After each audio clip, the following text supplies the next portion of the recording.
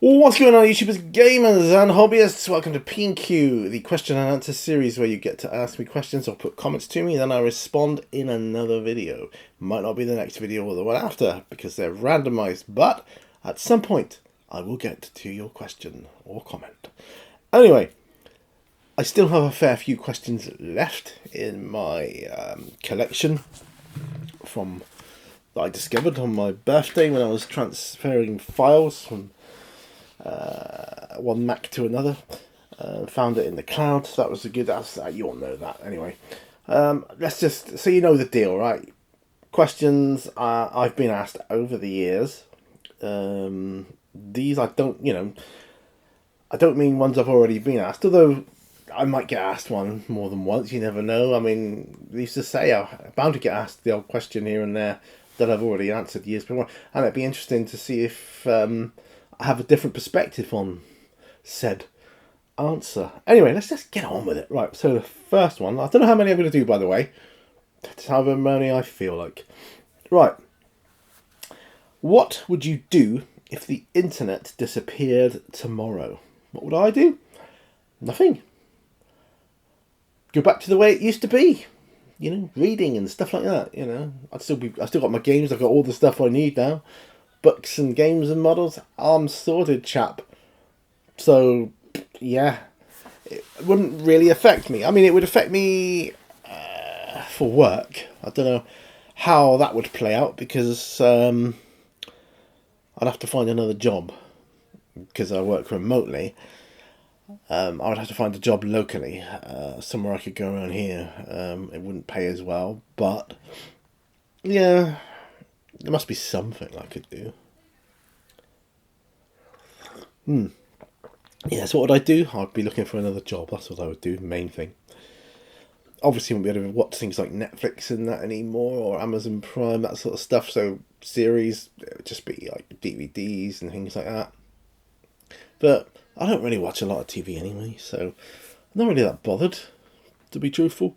And it would be nice not to be checking your phones all the time and, just be more social, I think. It would be, people would talk to each other more. I think it'd be a good thing. Because inherently, I think the internet is a very vile place. Generalistically, of course. Yeah. Okay, next question. Do you believe in fate or free will? I have no idea. I don't feel qualified to answer that. Fate or free will? I don't know. What, like, that's preordained it's going to happen. I was always destined to drop that pen on the floor and fall down the stairs or whatever. It's my free will that's led me to that point in life. I don't know. I don't know. Honestly, that's a question like a Kobayashi Marie. There's a lose. I don't know the answer to that, and I don't even know if there is an answer to that. What's something you've changed your mind about in the past few years? Ooh, that's a good question. Might be controversial too, so keep listening. What have I changed my mind on in the last few years? Probably lots of things. One is that working your ass off in a job and going all out will get you noticed and, get you further. Sorry. No. That your work colleagues are your mates? No, they're not. I've learnt that it doesn't matter how hard you work, how good of your targets you are, how good at your job, you're just another bit of shit in the wheel. Sorry, that's the way it is. And that's my belief. Okay, well, next one. What's a talent or skill you wish you had? A talent or skill I wish I had. I wish I was better at DIY. Generally, just general DIY, so that I could just fix things easier as and around the house as and when they pop up. I mean, don't get me wrong, I do, but I just wish I was better at it. I'm sure, like, when I do things, I think, I'm sure there's an easier way of doing this. So I wish I was better at DIY. If you could relive one day in your life, which one would it be and why?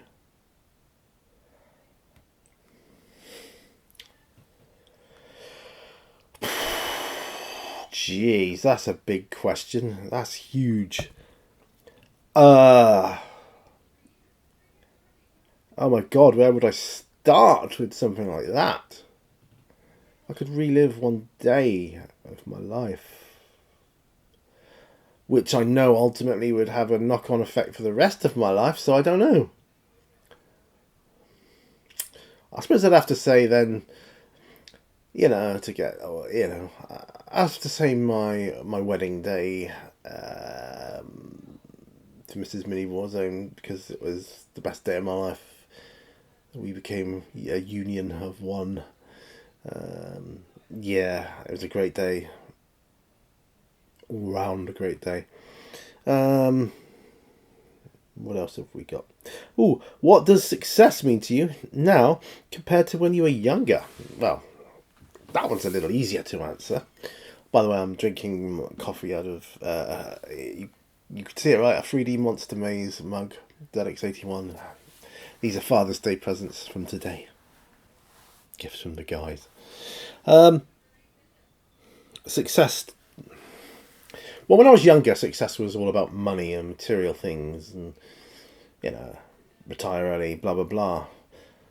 Now, success is living a peaceful, calm existence with joy and love, but peaceful. Peace and time. Free time is my currency now.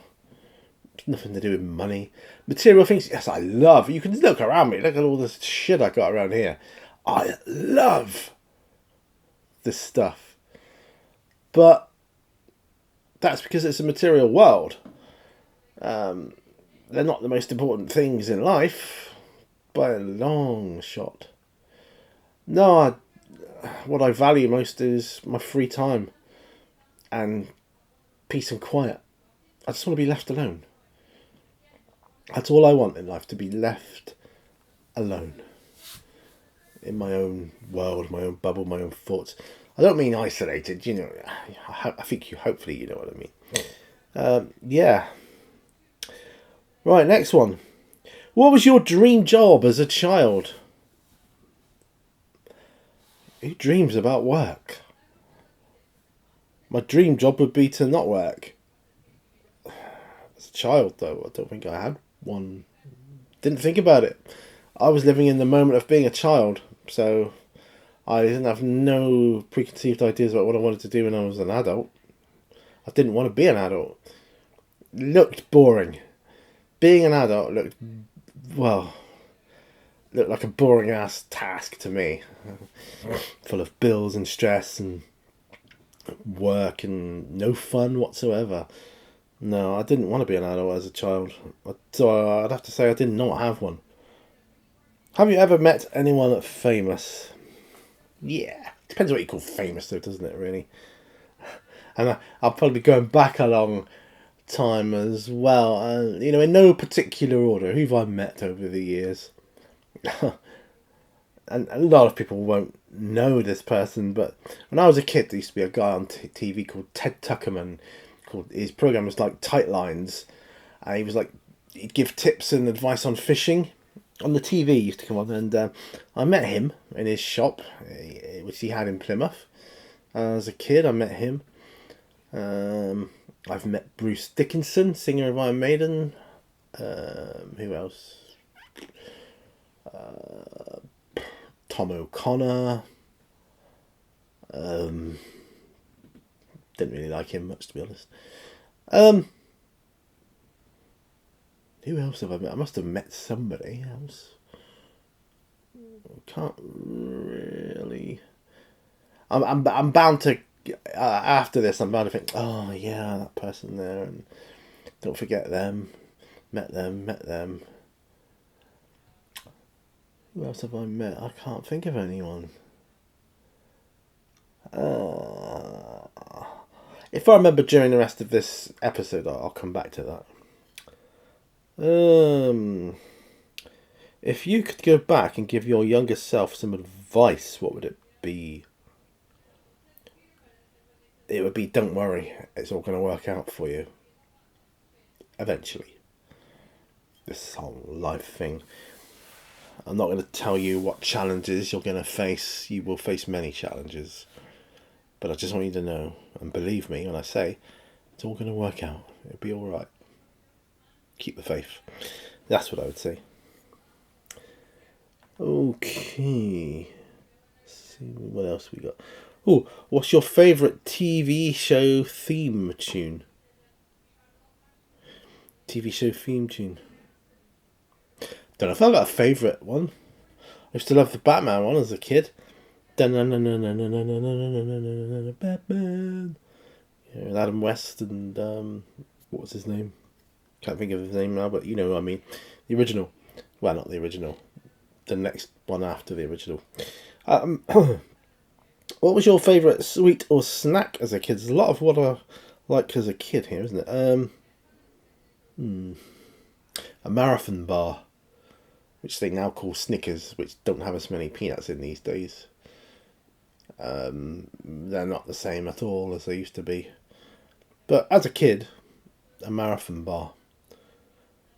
What toy did you always want but never got? Oh, Millennium Falcon. Star Wars Millennium Falcon playset. Yeah. I always wanted that. I never got one.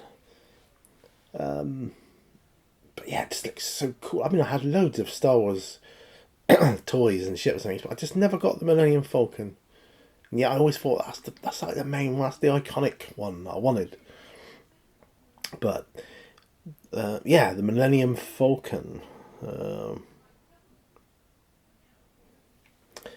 Okay, were you more into Action Man or Star Wars figures growing up? Star Wars figures. I loved them. Absolutely loved them. I used to get about one a week. Well, not every week, but you know, most weeks I would have the pocket money to get one. Some weeks I wouldn't, but you know, that's the way it goes. But yeah, a lot of weeks I would be able to get a new Star Wars figure, and so definitely Star Wars figures. Did you ever watch Nightmare, Terrorhawks, or The Tripods? I watched all three, dude. I watched all of those. Nightmare, for those of you who don't know, that was like a fantasy role-playing game where, like, you know, one of the group, kid or whatever, he had like a helmet on, he couldn't see anything, and I think they fed like almost like virtual reality stuff into his headset, so what he could see. And the people that was on his team, they kind of told him which way to go, what to do and things, as I recall. Terrorhawks was a bit like Thunderbirds, but a bit more advanced. They didn't have strings, but they were puppets still, though. Tripods was kind of like a bit like War of the Worlds mini-series. So there you go. But yeah, I watched all of them and I loved all of them. Okay. Were you a ZX Spectrum, Commodore 64 or Amstrad person? Out of those three, I was a ZX Spectrum person. Because I believed in Sinclair, you see. That's my first computer, ZX81. Yeah, so out of those it would have been the Spectrum. If you could own a classic arcade cabinet, which one would it be?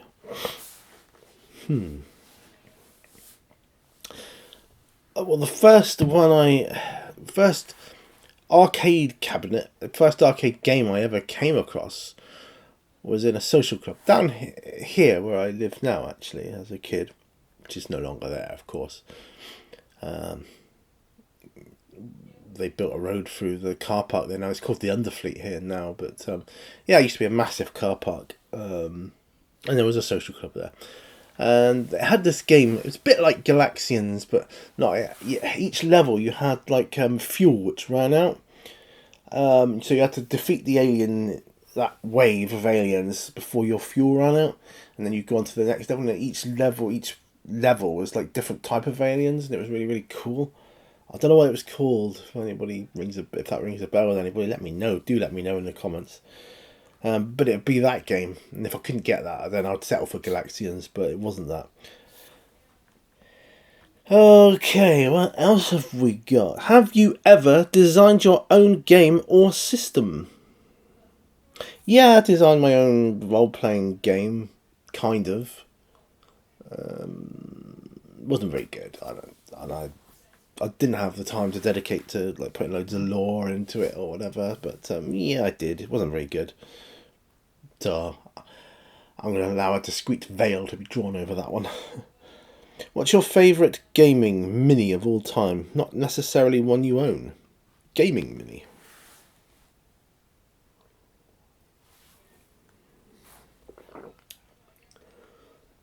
Well, I think it's going to be the Baneblade.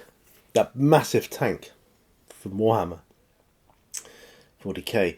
And I have one. I just haven't... It's on the shelf. I haven't put it together or painted it yet, obviously. But yeah, I'd say the Baneblade be far too big to use in an army for me now, especially if I'm playing solo scenarios. It might have been. I bought it in a time when I was still gaming with other people years ago. What's the next question? What's the best terrain piece you've ever built or painted? Oh, that'd probably be years ago. I did a competition. I entered a competition that Mr. Edic Beer ran. These square, circle, corner terrain thing, and I made this bit of terrain out of garbage, and I was really really chuffed with it, and that to me that was the best bit of terrain I ever made. Because I'm not very good at that sort of thing, but I was dead chuffed with it. I thought it was awesome. I've still got it somewhere. It's in a box, packed away, all safe and sound.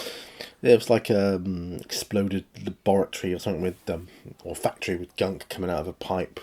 I had like steps leading up with a control panel and stuff. It looked quite cool. I thought it did anyway. If you could create your dream gaming room, what would be in it? That's a good question. A snooker table. So it's going to be a big, big, big one. Snooker table, pool table. Why not? Money's no object, right? Massive TV screen, Mac.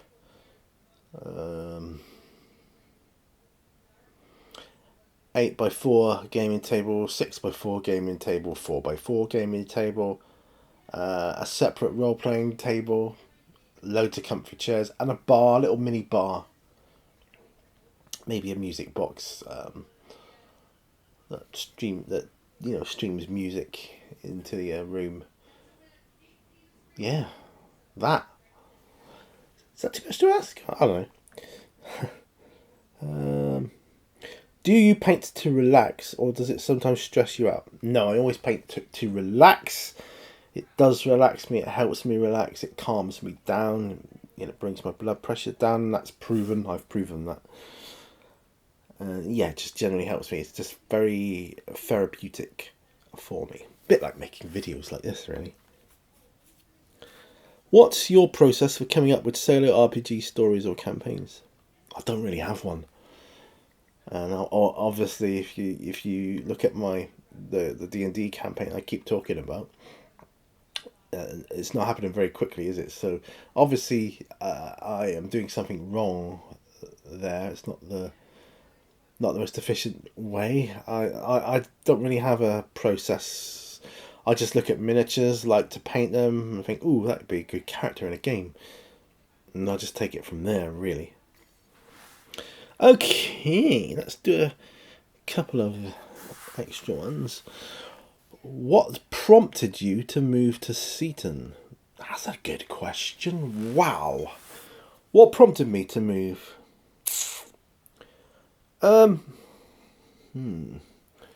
Well,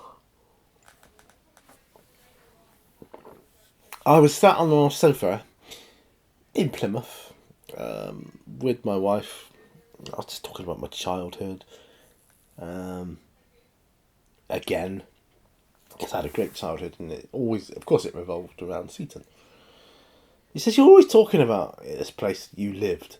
I bet you can't even remember where it was." And I just rattled off the address. Yeah, blah, blah, blah, blah, blah. She went, "Oh, I wonder if it still exists." I don't know. So we looked it up on Google. Yeah, it still exists. Still looks exactly the same as I remember it. And it still does. It's only up the road from me now, where I live. And we decided to plan a day trip or a couple of days stay here in Seaton just to get a feel for the place, see what she thought. Because, well, I always mentioned it as being really, really cool place to live. Somewhere I'd love to come and visit, even if I didn't live here. You know, we just got talking about it. Like, you ever thought about going back? Yeah, I'd love to have moved back. I really would. Anyway, we came here for a couple of days. We stayed in a hotel. While we were here, we went to the beach, obviously, and we did a few different things. Couldn't do it all, obviously, but we did a few fun things one summer. Great weather, and we just had a great time. And that kind of cemented our love for the place, if you will. So it was kind of like, yeah, I like it there. It's a great place. We'll come again. So we did another, I don't know if it was later that year or the next year we came up.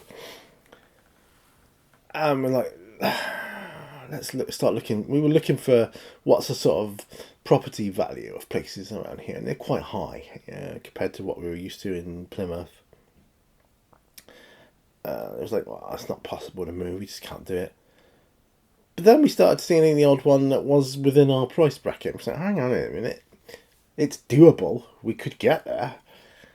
Work out any other problems or logistics later, but we could get there. And it was like, that's interesting. We saw more and more over time. And then we came again to stay for another day or two. And we saw more. We visited estate agents. We had a look at a few properties whilst we were here. And I can remember a place called Harbour Road. Now, it used to be called Station Road, but it's called Harbour Road now. Down near the front. It's very windy, but it's a big estate agents there called Fortnum Smith and Bamwell. We were looking in there. We were chatting to them about stuff. Anyway, we ran outside. We just stood outside because what we'd done was, I came up with this 5-year plan of how to get here. Right, I worked it all out financially and logically and everything else. Anyway, we just stood outside this estate. It's on Harbour Road several years ago now. Nice sunny day. We just looked at each other and said, what are we waiting for? Let's just sell up and come in now. Let's just do it. We went home. We put our house on the market. And the rest is history. Yeah. Without going into all the details of that's how I ended up here. I think I'll end it on that note because that's a good place to end it. It's a good question to end it on, actually. What prompted me to move to Seaton. Something I've always wanted to do. Come back, that is. And my wife's always wanted to move or live by the sea. Like, where she can go. I mean, yes, in Plymouth, it's an ocean city, so yeah, you got to drive to the water. Here, you can just literally walk into the water from your home in minutes. It's so cool. Yeah, and that's what she's always wanted. She always felt calm and a certain peace and tranquility by the water, by the sea. She always felt drawn to it. So it ticked both our boxes, really. Boxes that we both had. I've always wanted to come back to where my childhood was initially, where I spent the first 10 years of my life, where I was born and grew up, and she's always wanted to move by the sea. So that is, in a nutshell, what prompted us to move to Seaton, because why not? I mean, our daughter was getting older. She was on the brink of moving out anyway, and we could see that. We thought, well, we're going to be on our own anyway. Might as well live somewhere that we can be happy and feel like you're on holiday all the time. And it feels like you're on holiday all the time here. Even though, yeah, we work, but it feels like you're on holiday all the time here. So that's why we moved here. Thanks. Anyway, I'm going to leave it there. Anyway, that's the last question I'm going to answer.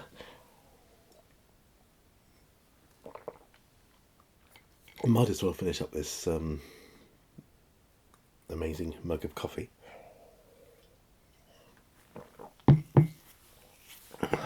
3D Monster Maze. Ah! Anyway, thanks for watching, guys. I do appreciate it. Please put some questions, comments down below, and I can add them onto this list, which is rapidly dwindling, and I'll be caught with my trousers down if I don't get some more questions in soon. So I would really appreciate if you could help me out here with this one. So thanks ever so much for watching. Do remember, all brushes lead to all. I'll see you guys on another video. And bye for now. Bye bye.